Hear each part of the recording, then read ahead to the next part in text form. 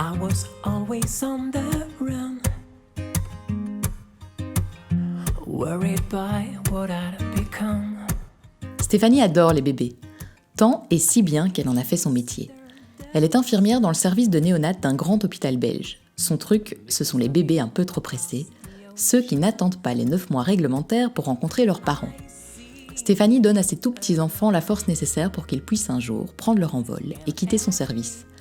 Et pour les aider à se développer comme il l'aurait fait dans le ventre de leur maman, Stéphanie, en association avec l'une de ses collègues fans de couture, a créé Watine et Cumulus.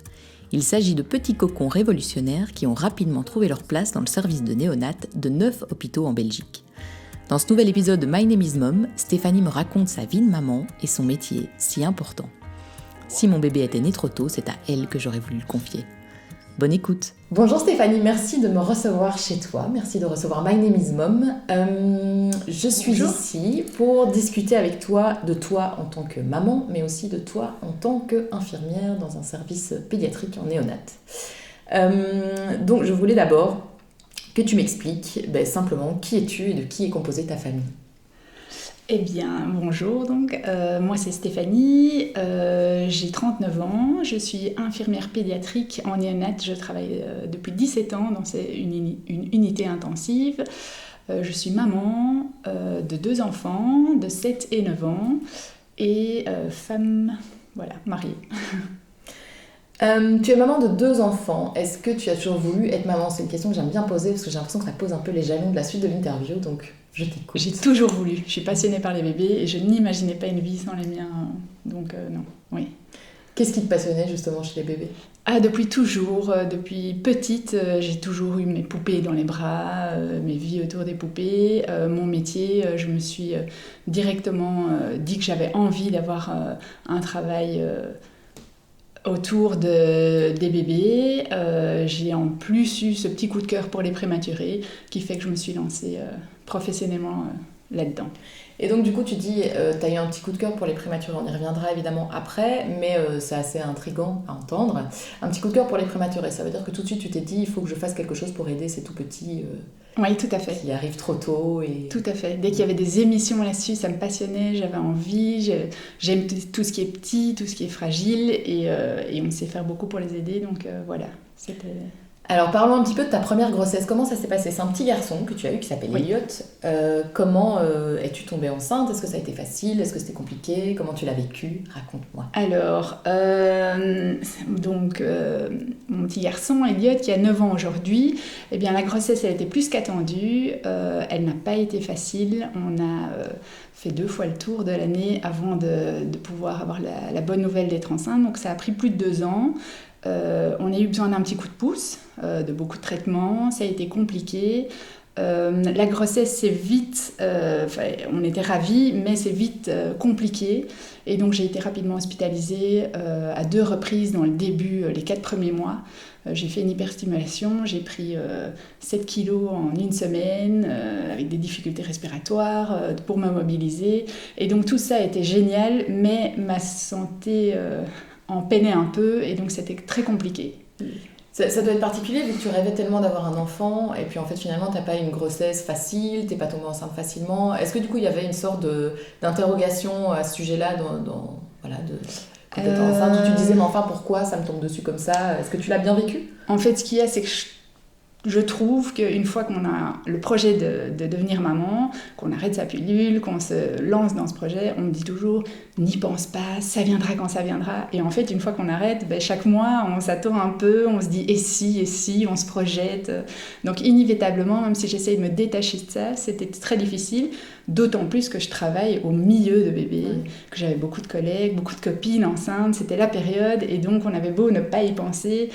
Je nageais dans les bébés, au travail, les discussions poussettes en soirée, donc c'était un peu compliqué. J'avais beau savoir que psychologiquement il fallait me détacher de ça, c'était inévitable. Et puis une fois qu'on se lance dans des démarches médicales, là c'est encore plus inévitable. Tu ne fais qu'y penser. Voilà.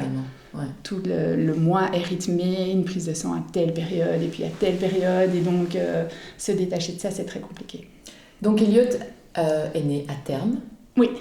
ce qui est déjà une bonne nouvelle en soi, vu que toi tu étais déjà au milieu des bébés fragiles, comme tu l'as décrit. Donc Elliot est né à terme, comment s'est passé l'accouchement, comment tu as vécu les premières semaines, les premiers mois avec lui? Alors ça s'est hyper bien passé, déjà le début de grossesse a été compliqué, donc jusqu'aux mes 4 mois et demi c'était pénible, mais en fait c'était tellement une chouette nouvelle que ça ait marché et que je sois enceinte que tout ce qui était compliqué roulait et me faisait plaisir finalement. Et donc la naissance, c'était pareil, la naissance a été très rapide, ça s'est très bien passé. C'était un petit bébé qui faisait 2 kg 960, donc j'étais un peu impressionnée, je m'attendais à avoir un gros bébé et pas moins un petit bébé. Il était très facile, l'allaitement s'est très bien passé. Et j'avoue qu'avoir des nuits un peu compliquées, j'étais contente. Chaque fois, je me retrouvais devant ce petit lit, j'avais l'impression d'être une petite fille qui avait reçu sa Saint-Nicolas. J'étais ravie. T'étais hyper prête, quoi. Oui, vraiment. Donc c'était un vrai plaisir. Et lui l'a bien rendu, il était assez facile. Ça restait un bébé un peu sensible et fragile, toujours de bonne humeur, mais qui a été aussi souvent malade, qui n'a plus pu aller à la crèche pendant 3 mois. Donc on a dû s'organiser avec les grands-mères, mon congé parental en 4/5e pour tourner ça autour de lui, mais ça a roulé.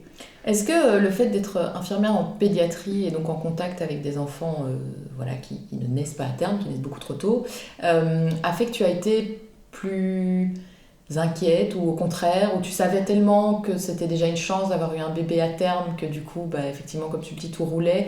Est-ce que ton métier a influencé finalement la mère que tu es devenue à ce moment-là? Il y a toujours 2 versions, donc il y a soit la maman qui est infirmière et qui est plutôt à l'aise, soit, je dis 2 versions, c'est parce que dans les collègues on en papote, et d'autres qui oublient tout, deviennent maman et stressent pour un rien et se posent 1000 questions.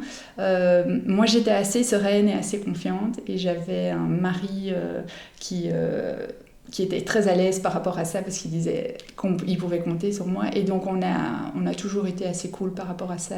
J'étais pas une maman très stressée.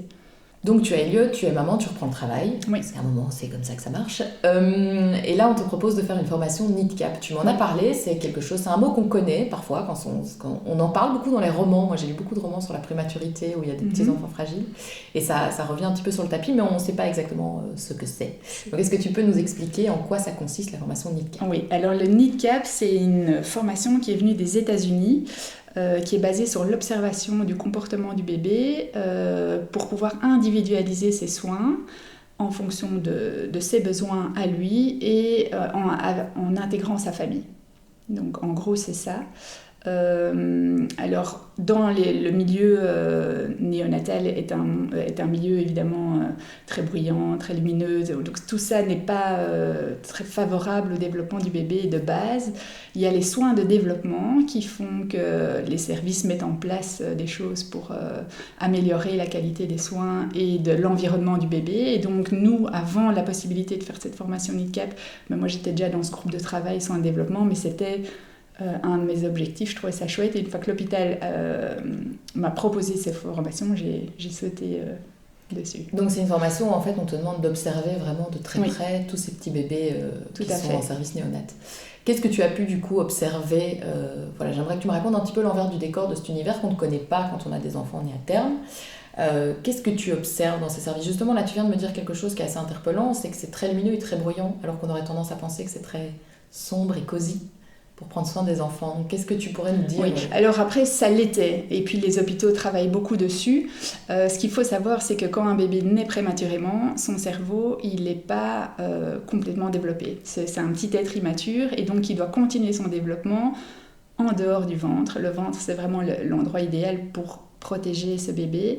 Et donc, l'objectif après des soignants, c'est d'une part sauver la vie de ce bébé, mais de sauver son développement aussi, et qu'il ait le meilleur développement neurologique en dehors du ventre de sa maman. Et c'est pour ça qu'on met en place une série de choses. Donc on va couvrir sa couveuse, on va essayer de respecter ses cycles de sommeil, on va essayer de faire attention au bruit malgré les alarmes qui sont inévitables et utiles en cas pour nous alerter. On va essayer d'intégrer un maximum les parents, promouvoir le pot à pot, parce que c'est le meilleur endroit pour que le bébé se développe. Et donc, il y a une série de médicaments pour sauver la vie du bébé, mais il y a une série de comportements qui peuvent aider dans ce sens. Et donc, c'est là qu'agit le NIDCAP, les soins de développement.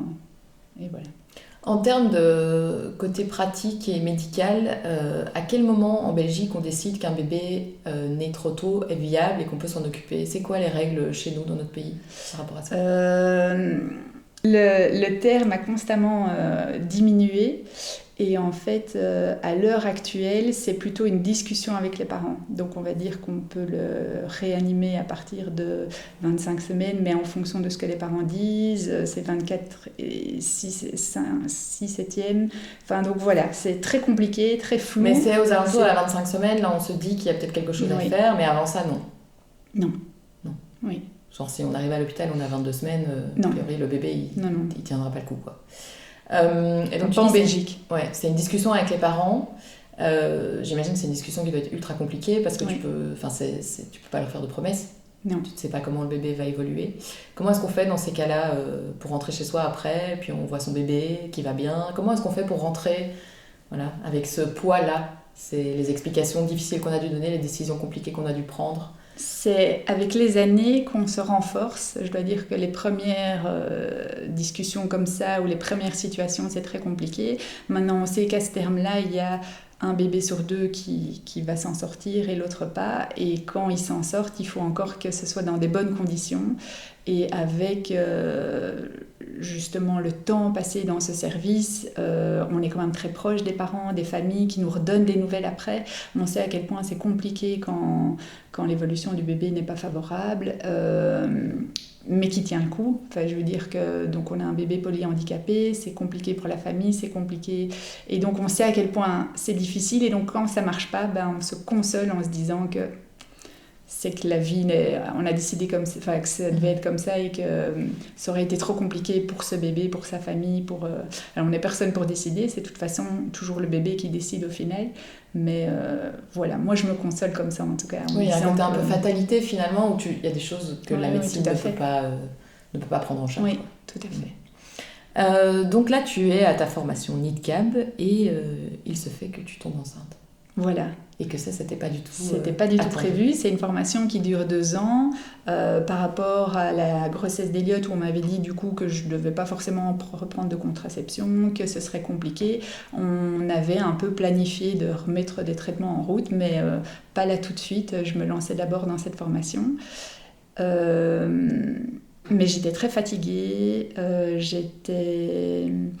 Je revenais de vacances et j'ai cru que j'avais la tourista. Je ne me suis pas posé de questions et c'est mes collègues qui me disaient « Oh, mais Steph, quand même, t'es fatiguée. » Mais en même temps, on a un métier où on est fatigué, on fait des horaires un peu variables. Et donc, effectivement, je me suis rendu compte, la semaine où je devais commencer, enfin la semaine avant que je commence ma formation NIDCAB, que j'étais enceinte. Encore une fois, c'est un peu la vie qui fait bien ce qu'elle veut.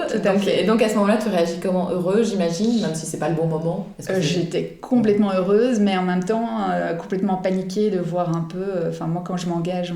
J'étais un peu stressée à l'idée de la... Enfin, c'est vraiment une formation qui est bookée longtemps à l'avance. Il y a une formatrice en Belgique et donc j'étais très embêtée par rapport à ça. Je l'ai contactée elle, j'ai contacté l'hôpital évidemment et eux m'ont tous dit mais go, c'est une super nouvelle et c'est pas grave, on va s'organiser. Et on s'est organisé et j'ai fait ma formation enceinte. J'ai repris après mon congé de maternité, je l'ai fait en le temps raisonnable et donc... tout a roulé. Et la petite Juliette est née. Comment ça s'est passé ça? Donc la grossesse, comme tu le dis, t'étais bien occupée. Et puis l'accouchement, les premiers mois avec elle. L'accouchement, pareil, ça s'est aussi, comme Eliott, super bien passé. C'était une petite fille différente d'Eliott. Elle avait plus de caractère, elle avait un petit reflux, elle était plus présente dans notre vie. Mais voilà, ça a roulé. Elle est très proche, ils ont 2 ans d'écart tout pile. Donc je ne dis pas qu'on n'était pas fatigués, que les 2 premières années n'étaient pas sportives, mais on s'en est sortis et on en a un super souvenir. Je me souviens quand j'étais enceinte, on avait tu sais les livres de grossesse qui te disent après autant de semaines, il ressemble à ça, et voilà ce que vous risquez ou pas. Est-ce que toi du coup, quand tu passais par exemple le cap de la 25e semaine, tu disais ok maintenant on est bon, si jamais il se passe un truc, est-ce que tu es vachement attentive à ça, plus qu'une mère Tout à fait.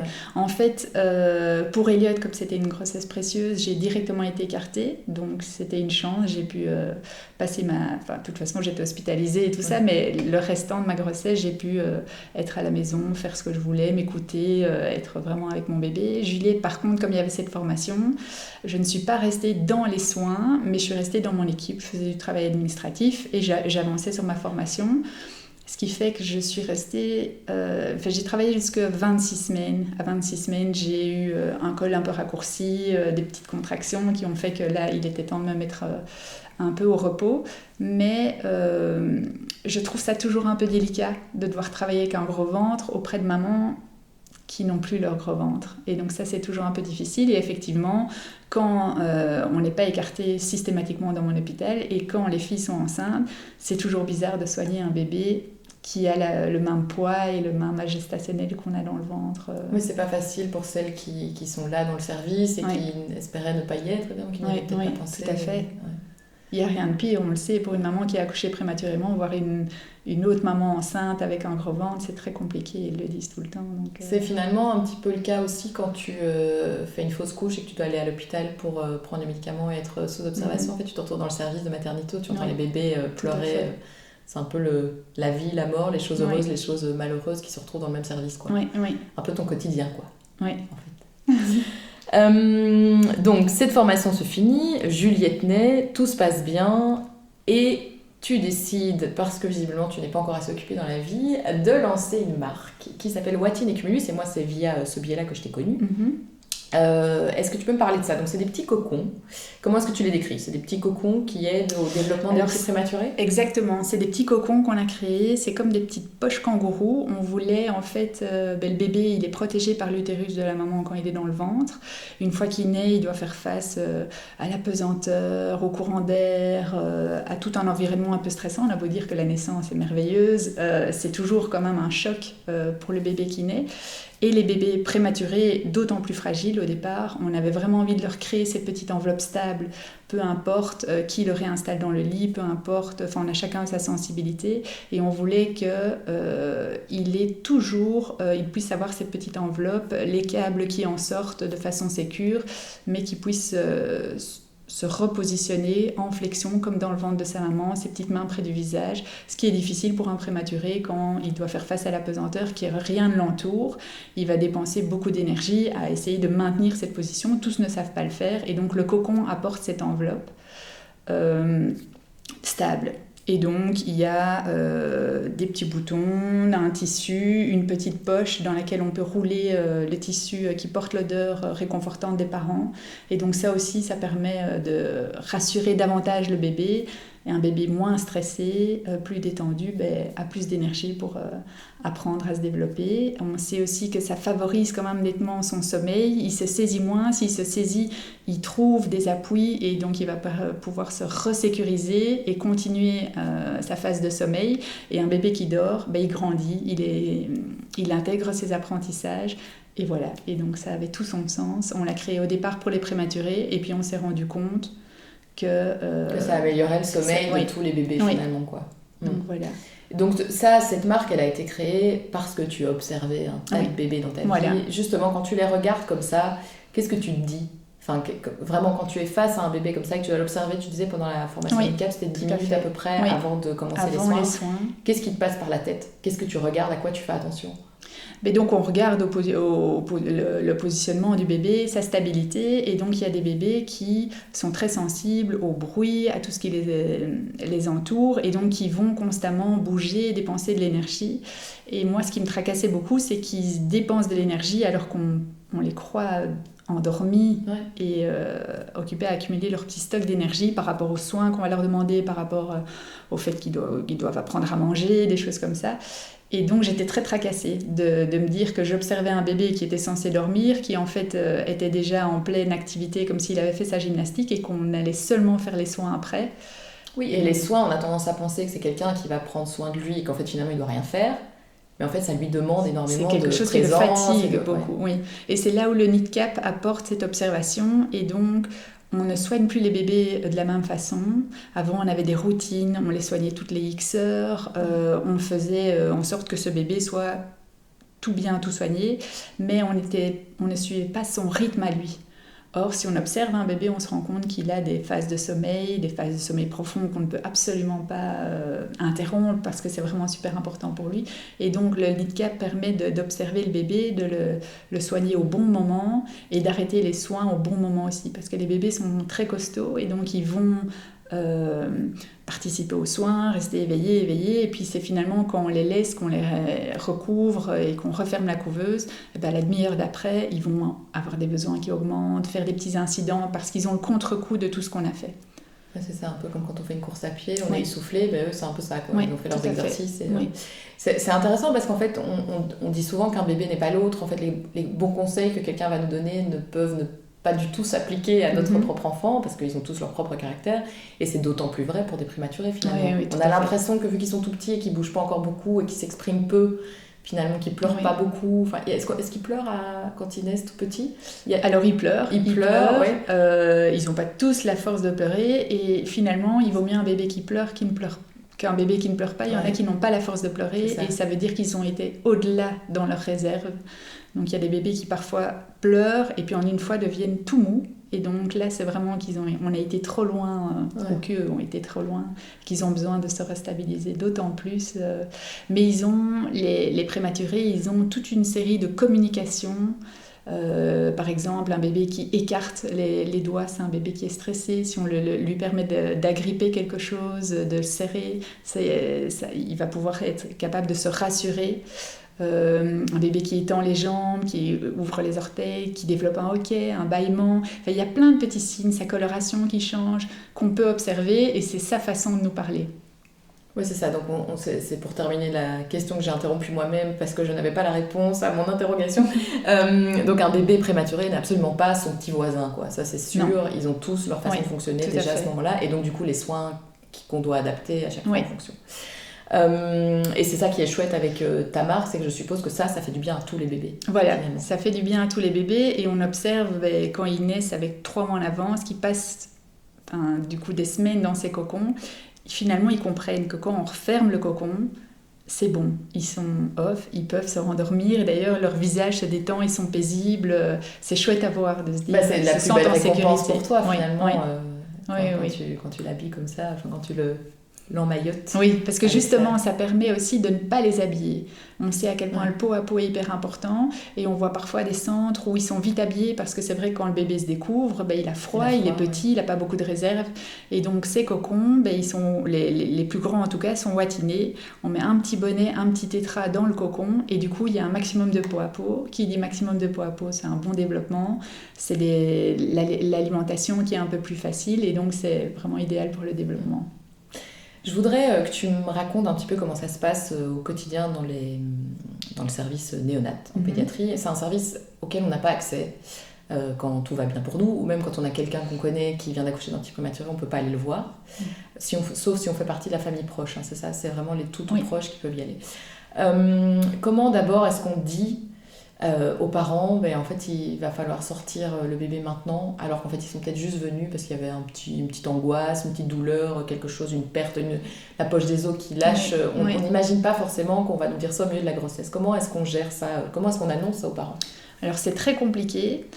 Médicalement parlant, il y a des mamans qui viennent et qui sont prêtes à accoucher, et le bébé est là, et donc on va vite se présenter, mais finalement les présentations, on n'a pas le temps d'expliquer beaucoup. Et donc ça, c'est les situations les plus compliquées où on essaye de prendre papa avec nous, papa qui est stressé pour maman, pour bébé, les papas ils ont beaucoup à gérer aussi dans ces situations. Et puis il y a d'autres situations où on se rend compte que la grossesse ne roule pas comme elle devrait rouler, mais on a toujours un petit gap qui nous permet de donner des médicaments pour faire maturer les poumons. Et donc ça, c'est des petites cures, et on essaye de tenir le plus longtemps possible. Mais donc en général, dans ces situations critiques, on a 48 heures pour avoir des rendez-vous avec les parents, discuter, planifier, programmer, expliquer la suite, faire visiter le service. Et donc ça les aide quand même déjà un peu à se projeter, à comprendre, réaliser, et ne pas garder cette peur de l'inconnu qui est hyper angoissante pour eux, même si ça reste angoissant, mais le fait d'avoir vu le service et d'avoir discuté, de savoir que le bébé aura tel type d'appareillage ou tel type Oui, c'est les toujours un aide petit peu déjà. en catastrophe finalement, mais c'est toujours, ouais. ces 2 jours-là leur permettent de faire le deuil peut-être de la grossesse, d'entamer en tout cas le deuil de la grossesse qui était en cours et Oui, de passer de se lancer en tout à cas l'action, dans un nouveau ouais. combat, oui, tout Ouais, à c'est fait. C'est rarement des grossesses qui se finissent par un accouchement naturel. Je suppose que les enfants sont trop fragiles. Ou bien vous privilégiez malgré tout l'accouchement par voie basse. Ah, on privilégie, ça dépend de la Ouais. santé de la maman, de la D'accord. santé du bébé, de ce qu'ils nous disent, mais si les bonnes conditions sont réunies, on va pas prendre de risques, mais Donc même à 25 semaines, on peut accoucher d'un enfant par voie basse. Il n'est pas trop fragile pour sortir par la voie basse. oui, non, Ok. il peut tout à Tu fait. vois, moi j'arrive ici avec des idées, des a priori, des trucs préconçus, donc c'est vachement intéressant de t'écouter parler de ça. Quel a été, bon là on parle des moments intenses et catastrophes, mais quelle a été toi ta plus belle victoire dans ta carrière? Peut-être une histoire que tu as envie de nous raconter, un truc auquel tu as assisté, où tu t'es dit waouh, c'est exactement pour ça que je fais ce métier. C'est difficile parce qu'en 17 ans, j'en ai des tonnes d'histoires. Moi, ma victoire quotidienne, c'est vraiment... En fait, quand les parents accouchent d'un bébé prématuré, ils sont très démunis. C'est un milieu vraiment totalement inconnu. Ils trouvent pas enfin, c'est difficile de trouver leur place. Et d'arriver justement à les faire participer, leur donner l'envie de participer, Voilà, c'est ces petites choses-là qui sont des chouettes victoires. C'est quand la maman change le linge, quand la maman baigne son bébé et qu'elle reprend finalement sa place. Parce que moi, je prends pas de plaisir à moi m'occuper des bébés, c'est vraiment une équipe qu'on entoure et puis jusqu'à la sortie, évidemment, le jour où on leur dit au revoir après 3 mois, c'est toujours hyper émouvant. Mais donc j'ai pas une histoire en particulier, c'est vraiment ces petits... C'est l'émotion finalement, l'émotion est permanente finalement, que ce soit dans la dureté de l'épreuve ou bien dans dans l'émotion du départ, et puis là plutôt une émotion heureuse, même si ça doit quand même être mêlé un petit peu d'inquiétude, j'imagine, pour les parents qui quittent le service, on s'occupe beaucoup d'eux et de leur bébé. Et en fait, moi j'ai vécu ça, par exemple, par rapport à Elliot, où on a eu des traitements comme ça, on a eu des suivis, et puis on a eu cet accouchement, et puis on est rentré à la maison, et moi j'avais mon bébé, je sais très bien ce qu'il faut faire avec un bébé, mais je me suis retrouvée à la maison avec lui dans les bras, et à me dire, et maintenant on était 3, la vraie vie commençait, mais je me sentais toute perdue. Et du coup, effectivement, souvent les mamans disent ça aussi. Pendant des mois, elles sont encadrées. Dès que le bébé fait pipi, dès qu'elles ont changé de pampers, elles le disent à quelqu'un, on le note, on en prend note, on en parle. Et là, elles rentrent à la maison, la vraie vie commence avec le papa. Et le papa ne les applaudit pas à chaque fois qu'elle change une couche, comme c'est étrange. Tu me le disais, avec Elliot, tu as été à l'hôpital. Moi, j'ai été arrêtée au mois de septembre pour accoucher au mois de décembre parce qu'il y avait un risque d'accouchement prématuré. J'ai l'impression que ça arrive de façon plus régulière. J'entends beaucoup autour de moi des mamans qui sont arrêtées au cours de leur grossesse parce qu'il y a toujours des risques que l'enfant arrive plus tôt. Est-ce que ça, c'est quelque chose que tu remarques, que c'est quelque chose de plus fréquent aujourd'hui ? C'est plus fréquent aujourd'hui, on est dans une société beaucoup plus active, les mamans essayent de travailler jusqu'au bout. Quand on travaille, on sait qu'on a moins l'occasion de s'écouter. C'est vrai qu'en enceinte, il y a des jours où on devrait s'écouter, c'est compliqué. On a des niveaux de vie beaucoup plus stressants qu'avant, et donc c'est un des facteurs qui augmente le risque de prématurité, c'est sûr. Et on l'a constaté dans le sens où, justement, on vient de passer la première vague du confinement, et ce premier confinement, pendant 3 mois, on a dû rester chez nous, on a dû s'occuper comme on pouvait, et on a remarqué qu'il y avait nettement moins d'accouchements prématurés après ça. Alors il n'y a pas encore eu des tonnes d'études et tout ça, mais en tout cas nous on l'a ressenti. J'ai lu quand même déjà quelques ébauches d'études qui disaient effectivement, je pense que quand les mamans ont le temps de s'écouter et d'être un peu plus au repos, ça aide, probablement que ça aide d'éviter ces naissances prématurées. Et après, il y a quelque chose de particulier, c'est quand on est arrêté, souvent, en tout cas c'était mon cas et le cas des copines qui m'entourent, peut-être pas le tien, puisque toi tu savais, tu évolues dans ce milieu-là, mais on culpabilise. Parce qu'on nous a pas appris en fait que la grossesse c'était un moment aussi, que en fait finalement d'avoir un bébé ça commence là, c'est pas juste au moment où il naît. Il y a une culpabilité quand même assez énorme. À la fois la culpabilité d'être arrêté chez soi et de se reposer, et à la fois la culpabilité si jamais l'enfant effectivement arrive trop tôt parce qu'on ne s'est pas écouté. Donc qu'est-ce que tu dirais aux mamans comme ça qui sont bouffées par l'angoisse de se dire qu'est-ce que je vais faire de mal, est-ce que je vais faire quelque chose de mal ? Mais qu'il ne faut pas. Ouais. C'est facile à dire, mais c'est vrai que même quand on accouche d'un enfant prématuré, c'est jamais de sa faute à soi, c'est l'histoire qui est faite comme ça. Et c'est très compliqué. Il faut s'écouter, mais après, déjà dans les accouchements prématurés, il y a plein de raisons médicales que les mamans ne savent pas éviter non plus. Donc, il n'y a pas non plus que le repos, parce que sinon, ce serait bien trop facile. Mais la culpabilité, finalement, ça ne sert pas à grand-chose, si ce n'est que se tracasser. Donc voilà, il faut essayer de se détacher de tout ça et si on est écarté à la maison, de prendre du temps pour communiquer avec son bébé. Ça n'arrivera pas 10 fois dans une vie, a priori. Non, donc, oui, tout ouais. à fait. Tu viens de me le dire, il n'y a pas de règle, il n'y a pas de... S'il y avait un secret pour accoucher d'un enfant à terme et en parfaite santé, on le connaîtrait. Mais est-ce qu'il y a peut-être des petites indications, des petites choses qu'on peut faire pour essayer vraiment d'éviter d'avoir un enfant qui arrive trop tôt, qui s'invite un peu trop tôt? Oui, c'est Le repos, quoi. Voilà, c'est ce que Ouais. les gynécos disent, de ne pas en faire de trop, de s'écouter. On a des petites contractions qui préparent le bébé à la naissance, donc elles sont physiologiques et bonnes. Il y en a d'autres qui sont plus intenses et qui sont là pour nous stopper. Et donc il faut les écouter et pas se dire je fais encore vite ça. Quand on a des contractions, qu'on a le ventre qui se tend, qu'on est enceinte, ça vaut la peine de se poser, de prendre le temps, d'être reconnu, d'en parler au médecin et de ne pas se dire que ça ira, parce que c'est là qu'on peut avoir des regrets en se disant je fais encore vite ça, et puis ça tient à rien finalement, l'accouchement. Ouais. Qui se passe bien ou pas bien, ça tient à Oui, rien finalement. oui. On le sait, on ne le voit jamais venir. Vu que tu es avec la marque Watine et Cumulus et ton expérience professionnelle, j'ai quand même l'impression que tu peux aider quelques mamans avec des conseils peut-être bien formulés, bien pensés. Par exemple sur le sommeil. Donc là, il y a cette idée de l'emmaillotage et le fait de bien insérer l'enfant. Mais est-ce que tu as d'autres conseils peut-être qui peuvent servir à tout le monde sur comment est-ce qu'on fait pour qu'un bébé dorme bien? Alors, comment est-ce qu'on fait? Le tout est déjà de bien reconnaître ces moments d'éveil pour qu'il ait un bon sommeil. Les bébés, ils ont des sommeils profonds, des sommeils agités.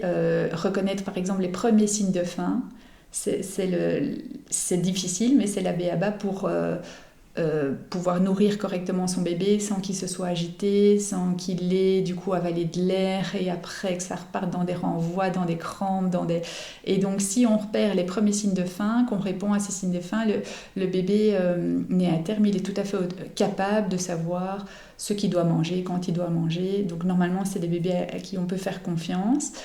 Et donc reconnaître ces premiers signes pour avoir un bébé qui a un repas de qualité. En général, après un repas de qualité, eh bien, le bébé va être capable d'avoir un sommeil de qualité.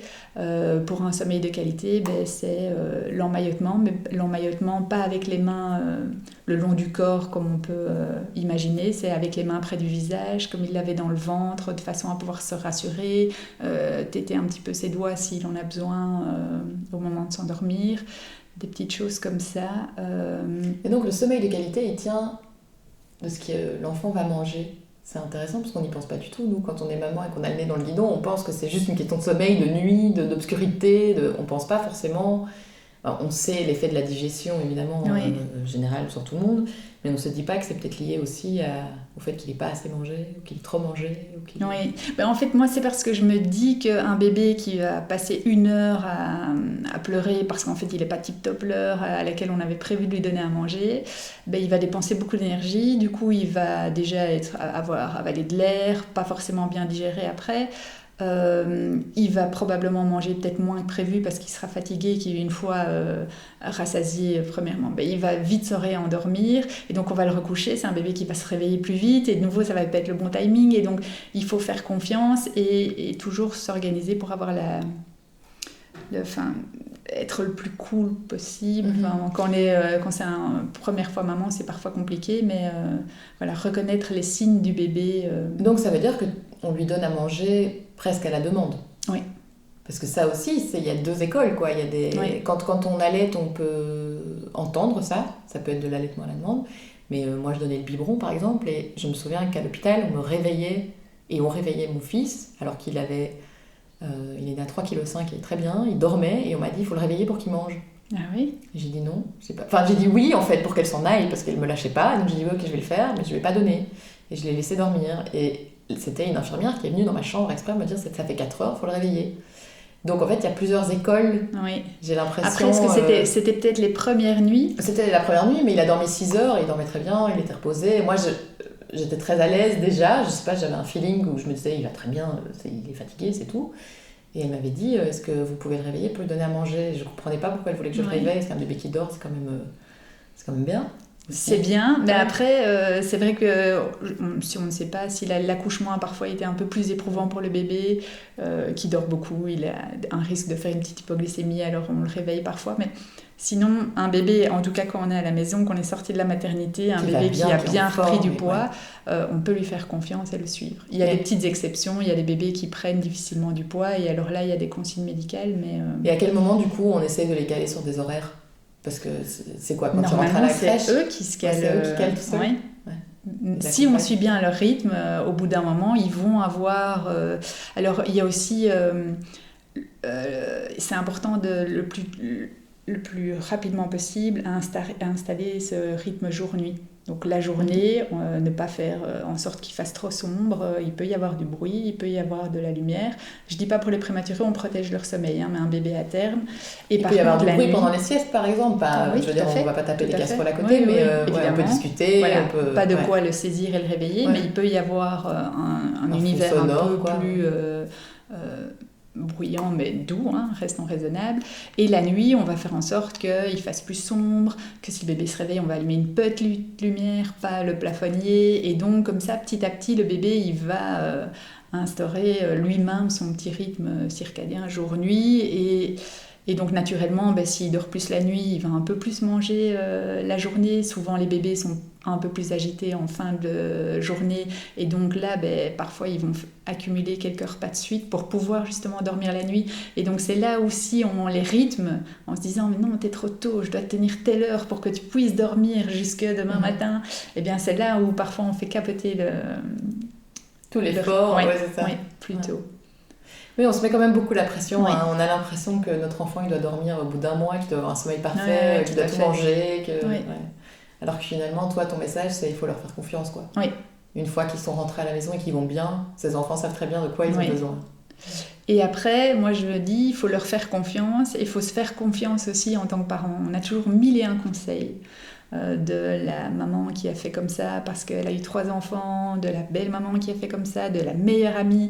Et en fait, je pense que quand on est noyé dans tous ces conseils, c'est compliqué. Quand on est maman, on est lié à son bébé, on ressent, on a un 6e sens, on ressent ce que son bébé ressent. Et quand on est inquiète, c'est qu'il y a une raison d'être inquiète et les médecins auraient raison de nous écouter. Et si on est cool et qu'on a l'impression que c'est bon pour son bébé, on est sa maman et donc... il faut s'écouter aussi. Oui, c'est ça, on est les mieux placés pour savoir de quoi il a besoin. Oui. Je voudrais juste qu'on termine du coup sur les conseils que toi tu pourrais donner, vu que tu as de bons conseils, aux mamans qui arrivent dans ton service, qui viennent de vivre un moment compliqué, leur bébé est né trop vite, trop tôt. Qu'est-ce que tu leur conseilles? Comment est-ce qu'elles peuvent vivre cette situation au mieux? Alors... déjà, c'est de toute façon une situation compliquée, donc de reconnaître que c'est compliqué. Elles ne doivent pas être des surfemmes. Parfois, les mamans ont tendance à tenir, et quand le bébé naît, on est inquiet pour sa vie, on est inquiet pour un tas de raisons valables, évidemment, mais donc elles tiennent, et puis c'est finalement quand le bébé va bien que parfois il y a un petit contre-coup où elles ont contre-coup des premières semaines, les bébés finalement se retapent plus vite que les mamans, et donc il ne faut pas hésiter à dire que c'est compliqué, à voir les psychologues, à sortir la difficulté tout de suite, c'est pour mieux avancer après. À former une équipe avec le papa. Les papas sont souvent perdus, elles sont prises en charge à la maternité, nous on prend en charge les prématurés et les papas ils vont de l'un à l'autre, mais finalement il n'y a personne pour les soigner eux. Donc former une vraie équipe Et puis se reposer sur toutes les personnes qu'il y a autour. Souvent, il y a des gens qui ne demandent pas mieux à la maison de pouvoir les aider à distance, mais on ne sait pas trop quoi faire, on ne sait pas leur donner des petites missions, d'aller acheter la couverture qu'ils n'ont pas eu l'occasion d'aller chercher, de leur préparer des repas qu'on mettra au congélateur pour le retour à la maison, ou justement pour toutes ces va-et-vient pendant lesquels ils ne sauront pas manger sainement parce que la priorité ce sera le bébé. Et donc de dispatcher des petites choses pour que c'est normal qu'elle n'ait pas toute son énergie, elle n'a pas toute sa tête déjà. Après un accouchement normal, c'est déjà comme ça. Un accouchement prématuré, ça l'est d'autant plus. Et donc de s'appuyer sur son réseau autour d'elle. Il y a plus de dépression postnatale et de baby blues après un accouchement d'enfant. Je pense, oui. En tout cas, nous, on y veille. On a une équipe dans notre service de pédopsychiatre qui est attentif à ça et on travaille directement avec les mamans pour éviter ça. Et souvent, si c'est oublié, ça risquerait de remonter pour une grossesse suivante. Et donc ça, il faut éviter aussi. Oui, il faut vraiment aller se confier vite et ne pas hésiter à dire tout ce qu'on a sur le cœur. Oui. Et tu parlais de l'équipe, c'est aussi faire confiance à l'équipe de professionnels donc toi, tes collègues, parce que vous êtes là pour ça finalement. Tout à fait. Ouais. Tout à fait. Et alors il y a aussi un petit côté, parfois les mamans sont mal à l'aise de protéger leur bébé, elles ont l'impression qu'on va faire quelque chose et elles auraient préféré qu'on reporte. Et je trouve qu'il faut qu'elles le disent. Elles sont elles les mamans, et je pense que quand on accouche, on a un côté animal. On devient protectrice de ce petit être. Et donc elles sont déjà démunies. Il y a plein de choses qu'elles n'ont pas en main, mais quand elles sentent qu'il y a quelque chose de bon pour leur bébé ou qu'elles aimeraient faire de telle ou telle façon, qu'elles n'hésitent pas à le dire. Elles restent les mamans de leur bébé. Elles restent un peu le maître à bord quand même, quoi. C'est elle le capitaine. Merci Stéphanie. Du coup, j'encourage les gens à aller jeter un œil à ton site pour découvrir What in Cumulis, qui peut aider donc les mamans des enfants prématurés, puis les enfants qui sont nés à terme et qui ont du mal à dormir. Oui. Alors le nom What in Cumulis, il n'est pas facile à retenir, et donc sinon il y a wiwi.cocon au pluriel.be, c'est plus facile. Super, merci beaucoup Stéphanie. Avec grand plaisir. Au revoir. Au revoir.